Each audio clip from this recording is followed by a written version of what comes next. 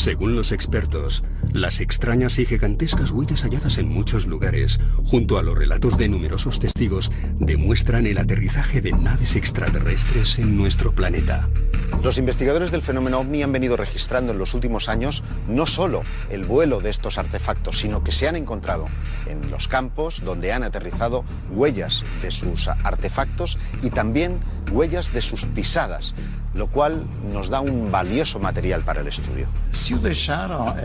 Hasta hoy no ha sido posible llegar a una conclusión completamente indiscutible, 100% efectiva. Falta por contrastar con restos de laboratorio la presencia real de elementos que sean extraños o incluso modificados en comparación a aquellos que nosotros conocemos en temas terrestres. Cuando hablamos de aterrizajes OVNI, una huella sobre el terreno nos lleva a la conclusión, dentro de lo que es la investigación in situ de campo, es de que allí ha aterrizado algo. Otra cosa es de qué se trató, qué es lo que aterrizó en ese lugar. Los investigadores han catalogado una serie de efectos o de evidencias que suelen encontrarse, no en todos los sucesos de aterrizajes OVNIs, pero que suelen ser depresiones en el terreno provocadas por la huella que deja el eventual sistema de soporte que tenga el objeto para tomar tierra. Suelen encontrarse quemaduras, incluso se ha detectado radiactividad en la zona.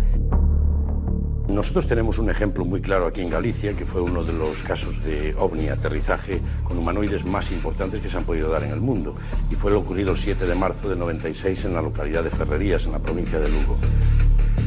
En ese caso pudimos sacar unos moldes de escayola que, una vez llevados a la Universidad de Santiago, al Departamento de Zoología, la opinión personal de los científicos era de que no se trataba de la huella de ningún animal conocido por ellos. Para mí no hace falta otra cosa, porque toda la historia en sí, más esas huellas, demuestran que allí aterrizó un objeto volante no identificado con 8 individuos de 2,5 metros a bordo que pesaban cerca de 250 kilos, y por eso pudimos coger esas huellas que penetraban 19 centímetros en el terreno.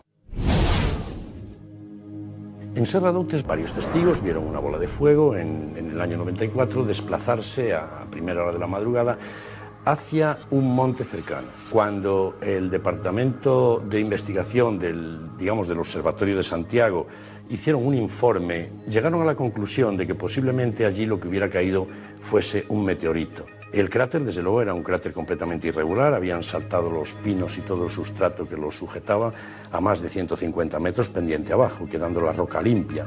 Tenía que haber sido algo tan sumamente tremendo que no podía sujetarse debajo del sustrato del suelo. Realmente algo cayó en aquel lugar, pero nunca se encontró resto alguno, ni supimos exactamente qué es lo que sucedió. Un fenómeno muy extraño. Los efectos sobre los testigos cuando se aparece un objeto volante no identificado que ellos asocian a una supuesta nave extraterrestre son variados. Por ejemplo, hay muchos testimonios de personas que van circulando con su coche que de repente pues todos los aparatos técnicos o bien se vuelven locos o directamente las baterías de los coches se descargan completamente, el coche queda parado y en un momento determinado, incluso sobre el propio testigo, se empiezan a producir efectos físicos como son pérdida de memoria, vómito. Uno de los efectos físicos provocados por el fenómeno OVNI que más ha documentado los investigadores a lo largo y ancho del planeta son los efectos que provocan sobre diferente aparataje técnico. La aproximación del testigo a estos objetos ha llevado que en muchísimas ocasiones el vehículo se detenga. En otros incidentes solamente se ha provocado una interferencia sobre el sistema eléctrico del coche. Incluso en domicilios y casas se han sentido como la televisión, la radio y diferentes aparatos eléctricos que haya en la casa pues han sufrido este tipo de alteraciones ante la cercanía de estos objetos.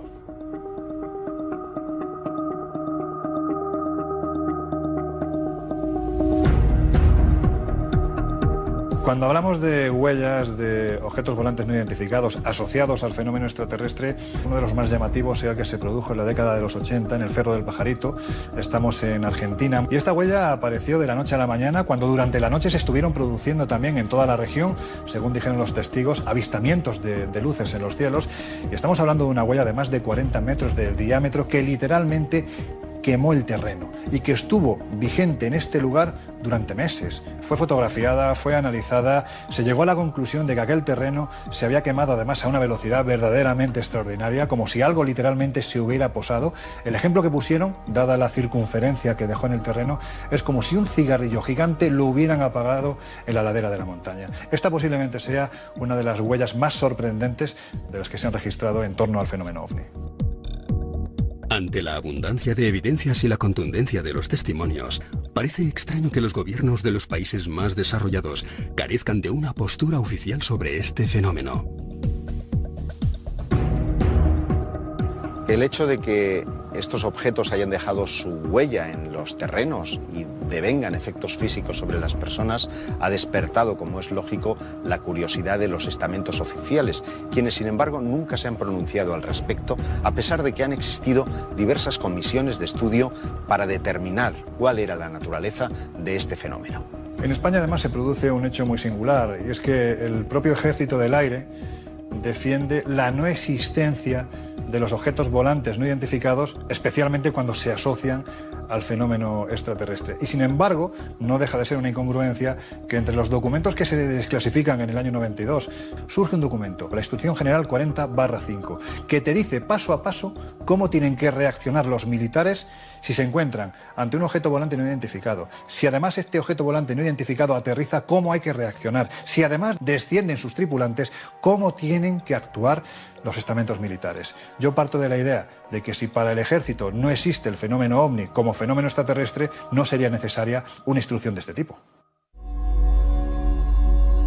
El 10 de septiembre de 1990, el pueblo portugués de San Vicente de Alfena fue testigo de uno de los más importantes sucesos relacionados con el fenómeno OVNI en la península ibérica.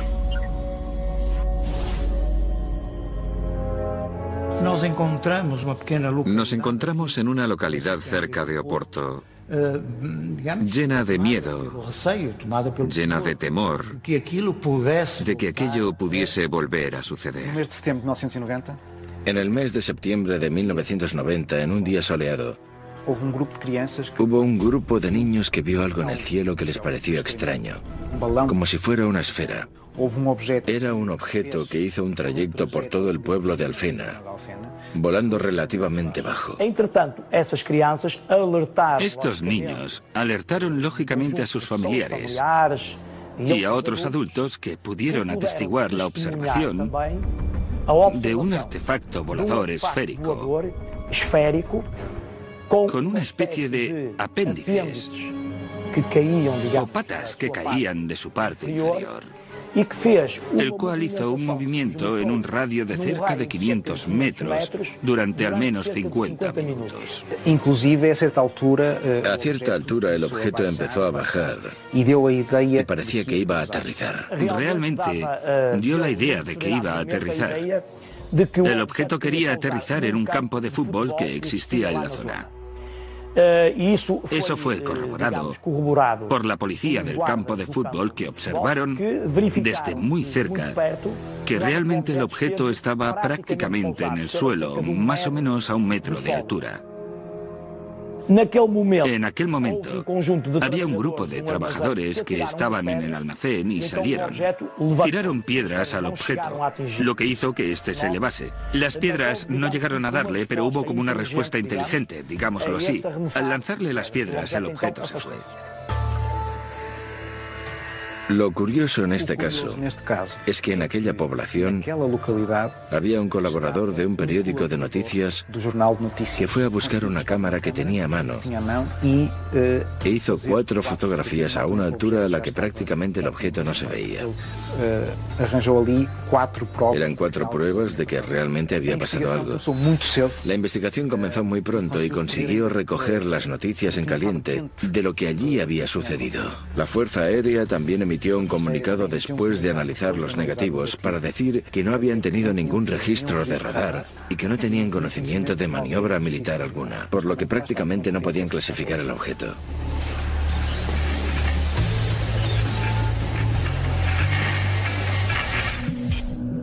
Analizando los diferentes lugares con presencia de huellas o vestigios de posibles aterrizajes ovni, parece no existir una pauta clara, ni tampoco zonas donde se produzcan con más frecuencia que otras. No lo sé. A mí no me parece que haya un sitio específico o una zona más propensa para que haya esos aterrizajes por parte de esos fenómenos, sean lo que sean. No diría que los lugares en términos de aterrizajes estén totalmente comprobados, ni que haya lugares más propicios para hacerlos. En tanto en cuanto en la península ibérica hay muchos casos de contactos con extraterrestres en lugares muy distintos. Hay efectivamente zonas donde el número de observaciones es mayor que en otras. Por ejemplo, aquí en Portugal, en el litoral del país, lo cual es conocido en Europa y en el resto del mundo. En general hay también zonas de concentración en las grandes ciudades. Digamos que la idea es que algunas ciudades atraen estos fenómenos. El contar con la presencia de más de un testigo añade más información y credibilidad al suceso.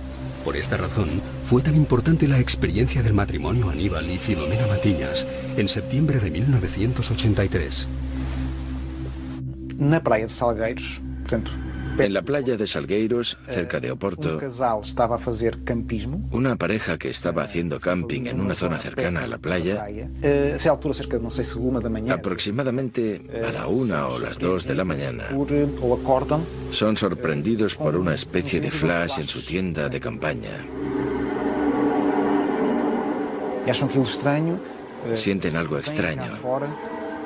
Abren la tienda y salen fuera viendo que hay uno o más objetos cerca de la playa, a unos 500 metros de distancia.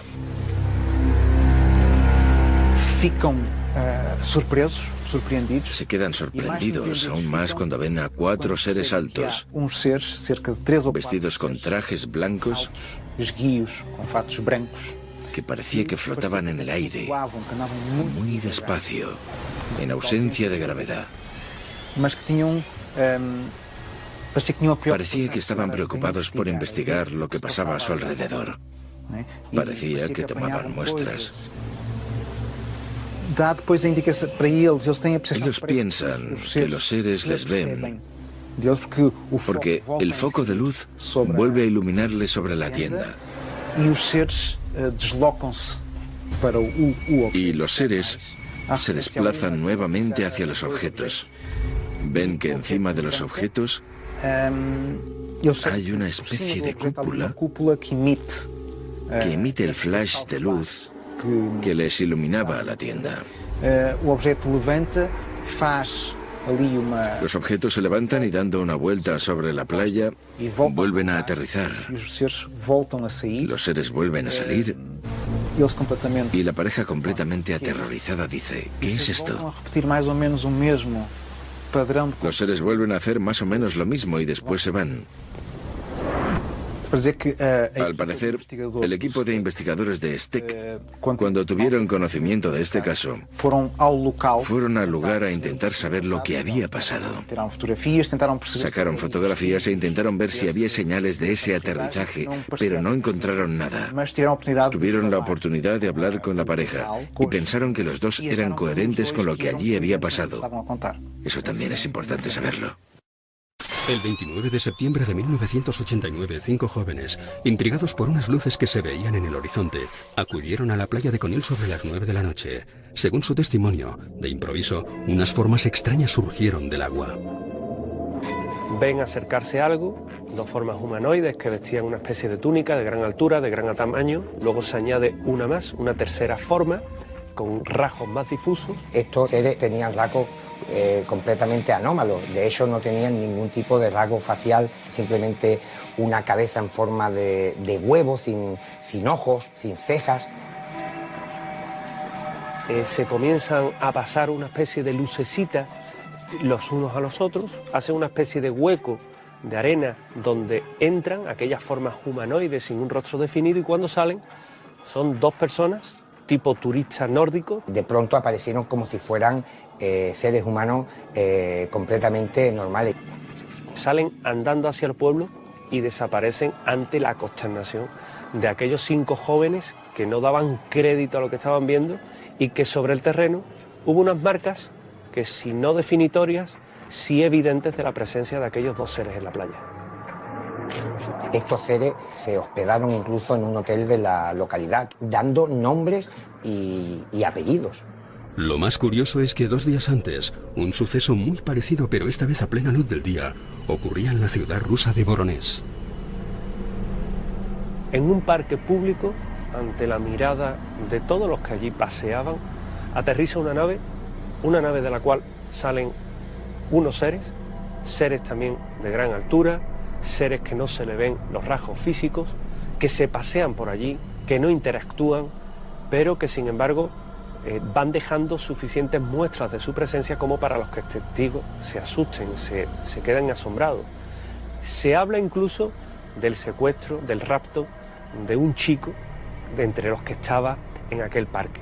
No solamente se relacionó el caso de Voronezh y el de Conil por la cercanía en el tiempo, sino por el hecho de que fueron episodios que no son comunes dentro de la ufología. No solamente estamos hablando de la visión de objetos voladores no identificados, sino que multitud de testigos, tanto en el caso español como en el caso soviético en aquella época, dijeron que habían visto el desembarco de humanoides. Hay extraterrestres entre nosotros, infiltrados. Hay extraterrestres que tienen, de ser cierto ese encuentro en Conil, la capacidad de metamorfosear su apariencia física, lo cual nos retrotraería a lo que ya se cuenta en epopeyas antiguas, mesopotámicas, egipcias, de esos dioses que cambiaban su apariencia y que indudablemente no estarían de unos siglos para acá entre nosotros, llevarían milenios entre nosotros, lo cual nos da una idea de la juventud de nuestro planeta, pero de la antigüedad de esas visitas. De lo que se desprende de la investigación y el análisis del caso de Conil, podría decirse que en algunas ocasiones seres de procedencia anómala se han podido infiltrar momentáneamente entre la población humana, pero como digo, este es un tema muy peliagudo. Quizás los viejos relatos de poblaciones extremeñas como Garganta la Olla, sobre la aparición de misteriosas criaturas, estuviesen relacionados con la capacidad de transformación de estos seres. Hace 70 años, en este lugar se produjeron una serie de avistamientos verdaderamente insólitos. Quizás uno de los más llamativos fue el que protagonizó José Pancho Campo, que estando en un refugio de montaña a altas horas de la madrugada, en un momento determinado, alguien llamó a la puerta, abrió la puerta, le invitó a que se cobijara junto al fuego, y cuando fue a azuzar la lumbre se dio cuenta de que este ser, que parecía una monja que iba camino del cercano monasterio de Yuste, tenía, según dijo el testigo textualmente, patas como las cabras. La vinculación de la ufología con la mitología es clarísima, ¿no? Muchos de los casos ufológicos actuales, donde se ven a seres híbridos, mitad humanos, mitad animales, sobre todo caprinos, ¿no?, con pezuñas de cabra, están muy vinculados con el folclore de la antigüedad. En Garganta de la Olla, no una vez, sino 2 veces, ocurrió un fenómeno similar. Yo particularmente lo relaciono con fenómenos folclóricos de seres mitológicos muy relacionados con el ciclo de Melusina, donde este tipo de entidades tenían pezuñas de cabra que les daba su parte sobrenatural. Luego, que lo queramos relacionar con los ovnis o no, es otra historia.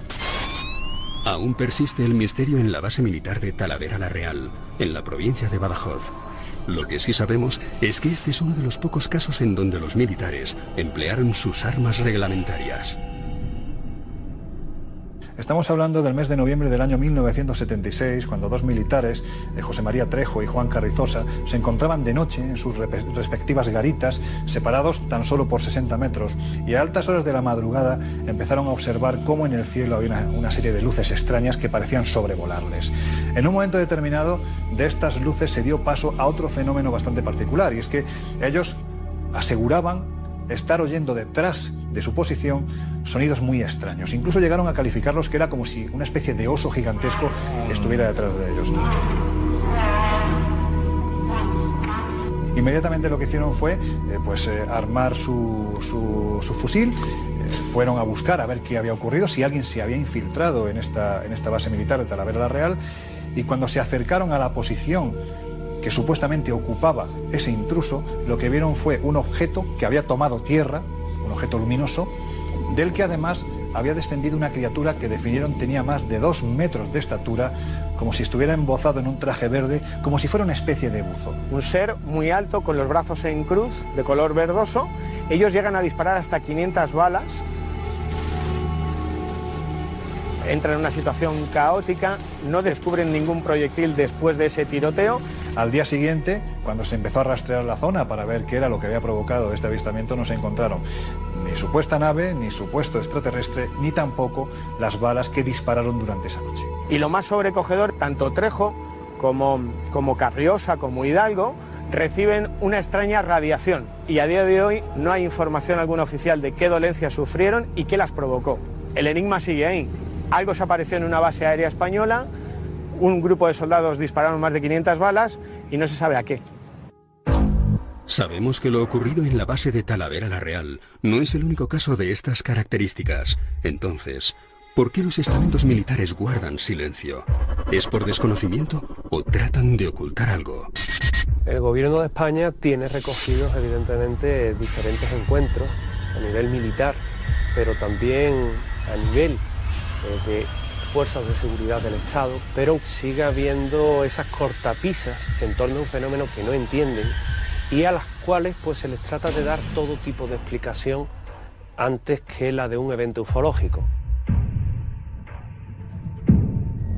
El por qué este oscurantismo estaría en que no habría una explicación convencional, puesto que estaríamos hablando de personal suficientemente cualificado que ha visto el desembarco o ha visto en ocasiones no solamente el objeto, sino ha visto a sus tripulantes. En España había mucha expectación en el año 92, en el mes de septiembre, cuando se desclasificaron los primeros informes. Sin embargo, inmediatamente llegó la decepción, porque se habían arrancado folios, se habían añadido otros, y lo más terrible es que se habían añadido las conclusiones. Siempre se trata de buscar una alternativa racional, aunque muchas veces la explicación más improbable es la más evidente. Ese es el problema que nos encontramos actualmente con las explicaciones oficiales en torno a aterrizajes o evidencia física de un aterrizaje extraterrestre. Y ante esto, un estamento militar no tendría más que decir que o el testigo está fabulando o está mintiendo o realmente está frente a un fenómeno extraño, anómalo y que apuntaría a la existencia de no solo naves procedentes de otros mundos, sino a tripulantes. Pero la tapadera gubernamental no pudo silenciar a algunos oficiales de ejércitos europeos que, pese a las posibles represalias, desvelaron la verdad. En 1999 salió a la luz un expediente que debería haber permanecido en la más absoluta confidencialidad. Eran las conclusiones a las investigaciones del Cometa, el Comité de Estudios Avanzados del Gobierno de Francia. El informe Cometa es un estudio llevado a cabo por altos funcionarios del gobierno francés, entre ellos algunos militares y científicos, que tenía por objeto determinar el riesgo para la defensa del fenómeno de los no identificados. De hecho, se basaron en las informaciones del CEPRAN-GEPAN, que es una oficina que pertenece a la Agencia Espacial Francesa, el CNES, que es una de las pocas oficinas, a su vez, que está subvencionada por el Estado francés para investigar el fenómeno OVNI. Básicamente el título del estudio es Los ovnis, ¿para qué nos debemos preparar? ¿Qué implicación tiene en la defensa militar? Hay 500 casos, pero tan solo hay 47 analizados a dedo, digámoslo así. Se han documentado y no estaban destinadas al público general. Yo no he creído nunca seriamente en el informe Cometa. Te recuerda un poco la desclasificación del año 92 del Ejército del Aire Español. Que al final no dicen, no, oiga, mire, lo que está pasando es esto. No, siempre dejan como una duda, una posibilidad. Se juega con eso, se juega. Lo interesante del informe Cometa es que no lo firmaba un grupo de ufólogos, sino que era un informe realizado por miembros de los servicios de la inteligencia francesa y militares de muy altísimo rango.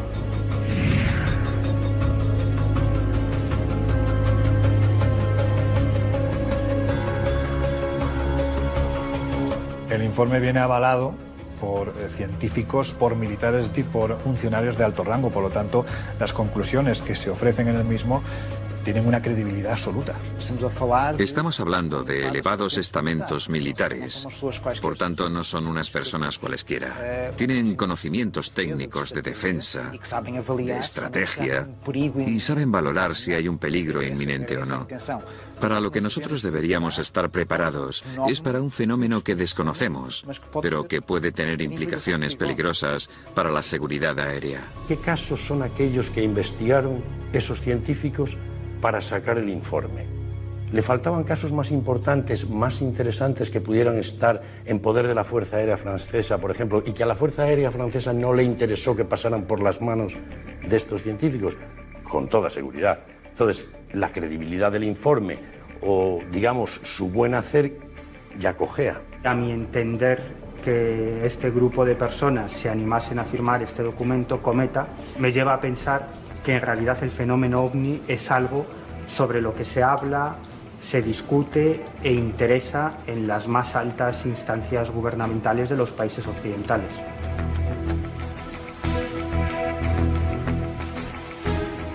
El informe Cometa dio lugar a una publicación monográfica que incluso fue presentada por el presidente de la República Francesa y dio lugar posteriormente a un comité permanente de estudio científico sobre fenómenos aéreos anómalos, que es el único que permanece abierto todavía en pleno siglo XXI.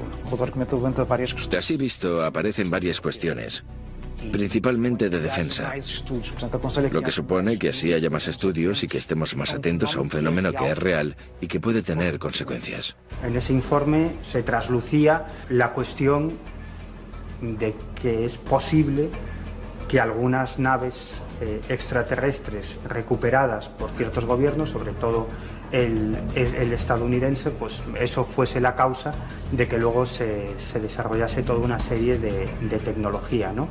Y esos firmantes daban visos de credibilidad al incidente Roswell, al caso del famoso estrellamiento de un platillo volante en Nuevo México.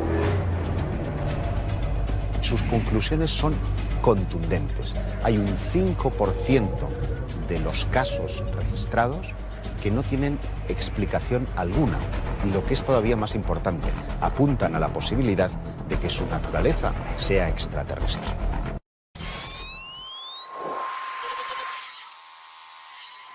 Uno de los casos paradigmáticos incluidos en los expedientes desclasificados del Ejército del Aire español se registró en 1976 al noroeste de la isla de Gran Canaria, en los alrededores de la localidad de Galdar.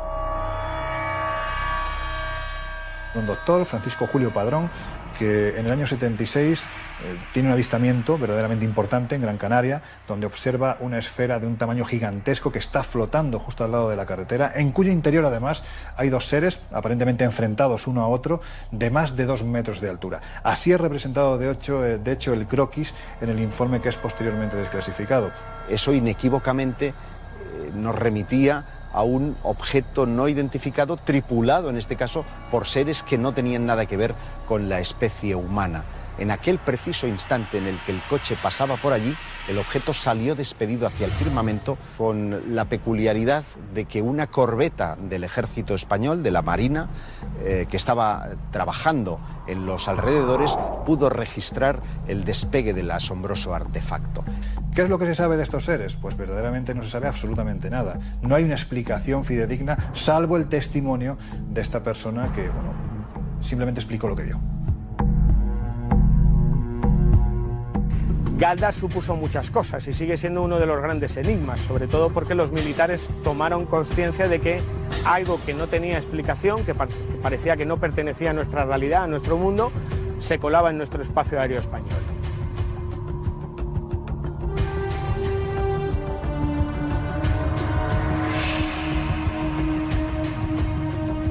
El expediente desclasificado en el que se ofrece lo que ocurre en Galdar posiblemente sienta las bases de cómo actuar ante un suceso de ese tipo, porque evidentemente estamos ante algo muy serio. Estamos hablando de dos seres de una estatura increíble que además permanecen flotando en mitad de una esfera que a su vez está flotando junto a la carretera cuando es vista por Francisco Julio Padrón, por el doctor Padrón. quizás sienta las bases, como digo, para lo que posteriormente sería la investigación de este tipo de sucesos dentro del ámbito más militar puro, ¿no? Estamos hablando de, bueno, pues un suceso que rompía los esquemas porque hasta ese instante no se había producido nada parecido. Otra de las cuestiones que se plantean a la hora de analizar el fenómeno aterrizaje es que la mayor parte de ellos suceden en los momentos donde se registran las famosas oleadas de avistamientos ovnis. Durante la época de la oleada gallega, entre finales del 95 y mediados del año 1996, es cierto que recogimos varios casos de aterrizajes, ¿no? Algunos francamente espectaculares, con huellas en el terreno, con testigos desde diferentes puntos.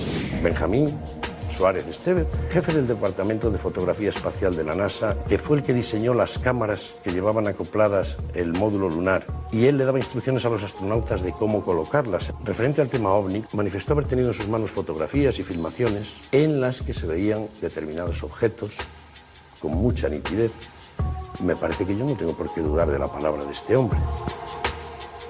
Parece ser que actualmente las informaciones relativas a todos estos sucesos en los medios de comunicación son menos numerosas que en décadas anteriores. Hubo una época en los años 80 en que los propios medios se hacían un eco grande de todos estos relatos. Y por tanto, también daban idea e interés a parte de la población para prestar más atención al cielo y estar mirando hacia arriba un poco más para ver qué pasaba allí. Es cierto que el fenómeno extraterrestre, entre comillas, y muy grandes, asociado al fenómeno aterrizaje, ha perdido mucha fuerza, ¿no?, en los últimos años. Aún así tenemos, en el año 1996 se produce el gran caso en nuestro país, posiblemente el más importante del siglo XX, en la localidad de Los Villares, en Jaén, donde un humilde agricultor a las 12 del mediodía, que no es una hora muy habitual para ver este tipo de objetos, observa cómo en mitad de lo que él denomina una era hay algo aterrizado que identifica como si fuera una especie de contenedor de Icona que desaparece y aparece dependiendo de la distancia en la que él se coloca. El caso de los Villares ocurre en el año 96, en julio, cuando Dionisio Ávila, un jubilado de esta localidad de Jaén, en su paseo rutinario, se encuentra con un objeto extraño en forma de campana, con 4 ventanas totalmente opacas, negras, en forma de ojo de buey, cuando ante él aparecen 3 humanoides. Y un detalle sorprendente y que no tiene parangón con otro evento de este tipo es que durante unos instantes la imagen que se presenta ante Dionisio Ávila desaparece durante fracciones de segundo, como si estuvieran envueltos en algún tipo de campo de camuflaje. Este posiblemente sea uno de los grandes casos porque además dejó una evidencia física. Uno de los seres arrojó una piedra al testigo que hoy en día está en manos de uno de los mejores investigadores que hay en nuestro país, Juan José Benítez. Huellas inquietantes, acciones desconcertantes, realizadas por seres que salían de unas misteriosas naves, podría dar la impresión de no querer pasar del todo desapercibidos. Que un objeto deje huellas sobre un terreno o esté posado junto a una carretera para ser avistado por 1 o 2 protagonistas, está revelando no una intención de contacto, sino lo que los investigadores denominamos una especie de puesta en escena, como si aquello tuviera un propósito no en el estudio mismo de lo que están haciendo, sino de dejarse ver en esas circunstancias. Lo cierto es que se crea un teatro del absurdo en el que prácticamente el testigo se ve manipulado, se ve superado por las circunstancias, convierte su vida desde el instante en el que tiene esa experiencia, pues prácticamente convierte su vida en una auténtica búsqueda, ¿no? El objetivo es intentar dar explicación a eso que de una forma u otra le ha roto los cánones para siempre. El factor OVNI es curioso. Por un lado se quiere mostrar y por otro lado no. Es verdad que a pesar de la gran diferencia de descripciones y de identidades que existen, parece real que todos tengan el mismo comportamiento. Si es un comportamiento común, articulado o no, no lo sé. Uno de los más eminentes ufólogos mundiales, Jacques Vallée, propuso una ley según la cual en los lugares más alejados y más remotos había mayor posibilidad de tener un avistamiento, como que ellos rehúsan el contacto. Pero hay muchos otros casos en los que parecen hacer gala de un cierto exhibicionismo, casos en los que se han podido fotografiar, filmar en núcleos altamente poblados, como si quisieran llamar nuestra atención por una determinada circunstancia. Si suponemos que los extraterrestres han entrado en contacto con nosotros, ¿por qué ocultarse? Cuando esta pregunta se la haces a un contactado que cree firmemente en la existencia y en el contacto con estos seres, la respuesta siempre es la misma: es que no estamos preparados. Posiblemente se produciría una hecatombe a nivel mental, espiritual, social en todo el planeta. Pero yo creo que esto es una estupidez. Realmente, si ellos se quisieran manifestar, si ellos existieran, ¿por qué no iban a hacerlo?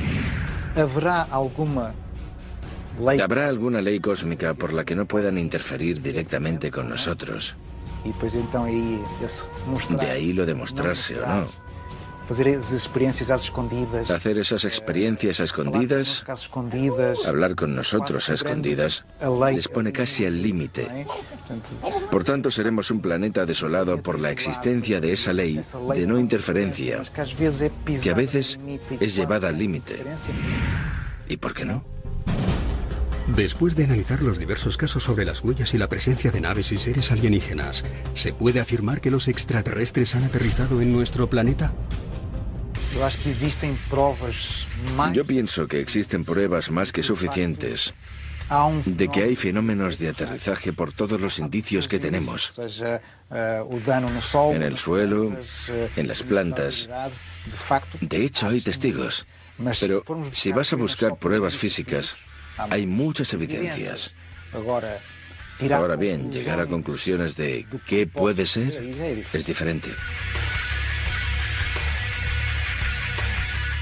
Disponemos de suficientes pruebas y elementos de juicio, desde mi punto de vista, para afirmar que los ovnis han aterrizado, y no una ni dos veces, sino miles y miles y miles de veces. Si nos basamos en la mayoría de testimonios y vestigios hallados, parecería que estos supuestos aterrizajes se realizan con tácticas y estrategias premeditadas.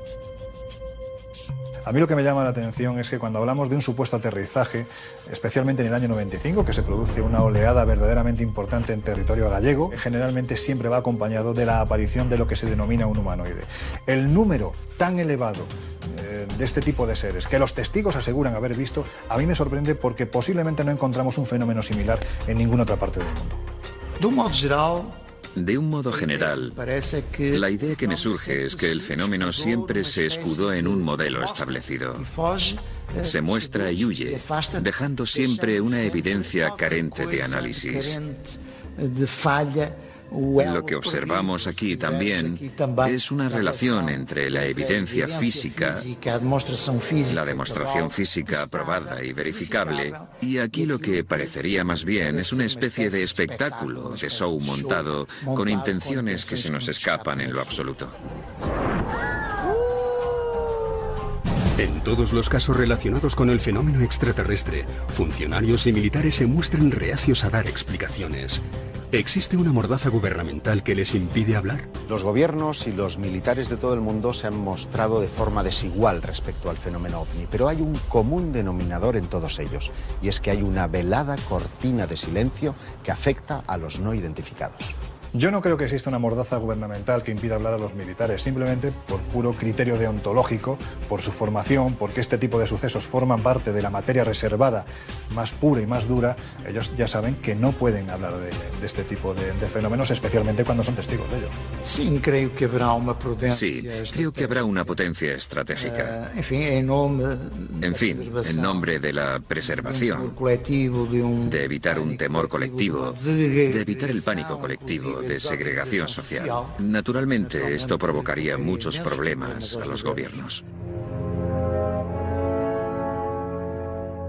Si todos estos objetos desconocidos no fueran de naturaleza extraterrestre, ¿cuál sería su procedencia? ¿Podría ser todo un montaje? Lo que nos dicen los indicios es que sucede algo extraño, que puede pasar por ser un montaje. Pero los estudios demuestran que no lo es. Indudablemente, dentro de la casuística hay casos que no son reales, que tienen una explicación convencional o que han sido fraudes, pero la mayoría de los casos son claramente apuntan a la existencia de un fenómeno real y sumamente interesante.